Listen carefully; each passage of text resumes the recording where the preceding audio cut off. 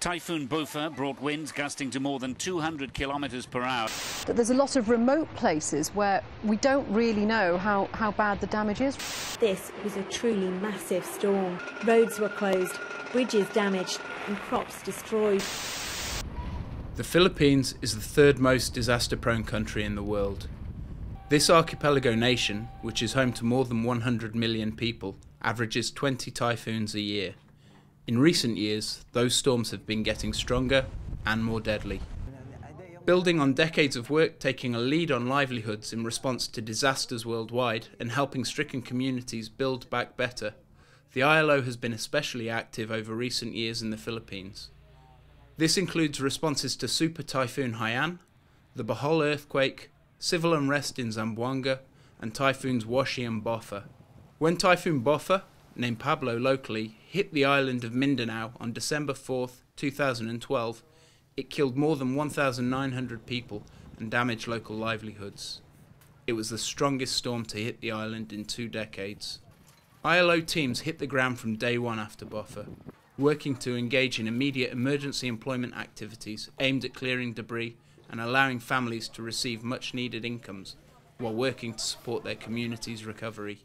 Working closely with the Australian government and those affected on the ground, the ILO worked to support communities to promote decent work opportunities. These brought much-needed immediate income and guaranteed minimum wage, social protection and safety and health to thousands of workers who had lost their livelihoods, while also ensuring better opportunities for affected communities in the longer term.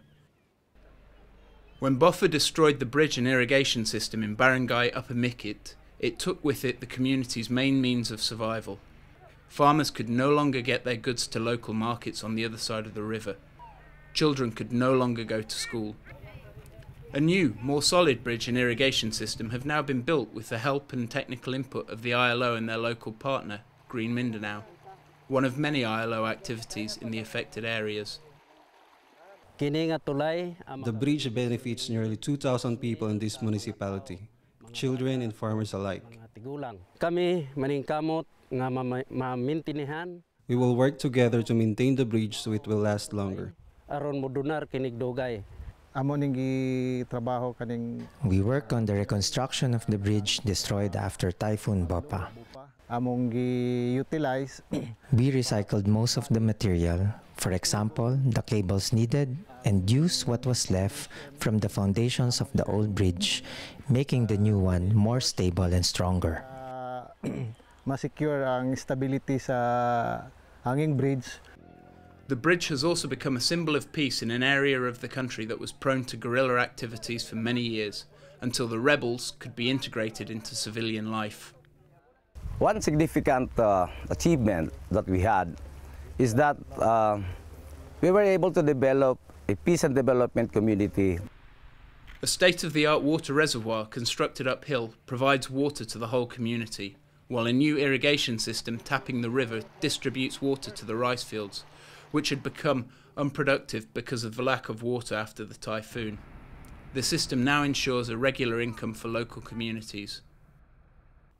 The fishing village of Sibahay, Boston Municipality, was badly hit by the typhoon, while the fishing grounds that provided the village's income were utterly destroyed. The ILO, with the help of the Australian government and local communities, worked together to ensure coverage for wages, social security, accident and health insurance for the workers. Protective gear and tools for the construction of a lobster pen were also provided, allowing fishermen like Richard Orcales to have an income and sustain their families by working on the site until the fishing grounds recover. After Bopha, I lost everything. With my coconut trees destroyed, I had no other source of income than fishing. But this was not enough. So we are happy with this project, which brought us a new source of livelihood. Projects based on sloping agriculture land technology, or SALT, also provided workers with more than just jobs. Minimum wage, protective gear and clothing, as well as health and social security contributions were provided as standard.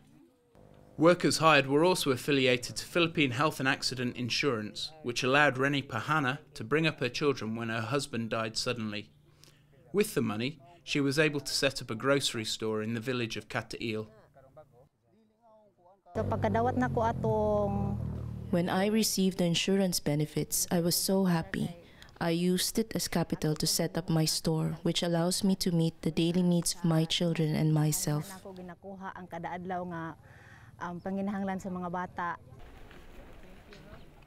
Some of the program participants were then offered skills training or advice to enable them to set up an enterprise. Under this project, Aceh Lipio runs an organic farm using worms, which helped increase production and lower the cost for fertilizer in an environmentally friendly and climate-resilient manner. Aceh and his friends are encouraging other farmers to do the same, as he plans to grow worms and to make them available locally. With the knowledge I acquired and using the example of this farm, I can teach the members of our association how to use the organic fertilizer. Other projects help survivors to stay close to their homes in the affected areas in Davao Oriental instead of moving to the big cities, such as the capital Manila, or even abroad, where they would have few options outside of vulnerable forms of employment. Or in the case of the most at risk, becoming victims of human trafficking. An awareness campaign with community educators was organised to better inform local people about the risks associated with migration.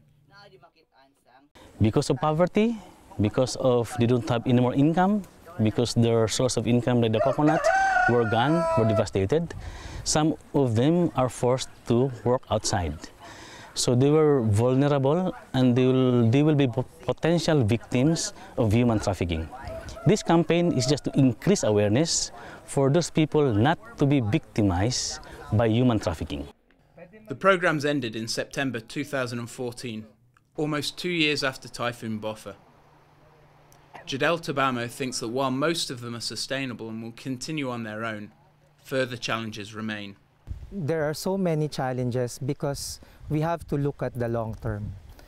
These partners, these communities need more intervention, more capacity building, more funding, to fully recover what was lost as an effect of Bopha. This modest bridge has become a mighty symbol for a better life of communities after the storm. In remote locations, such as those encountered in Davao Oriental, building a bridge from disaster to recovery takes time, perseverance, and support for projects that ensure that decent work is at the forefront of recovery.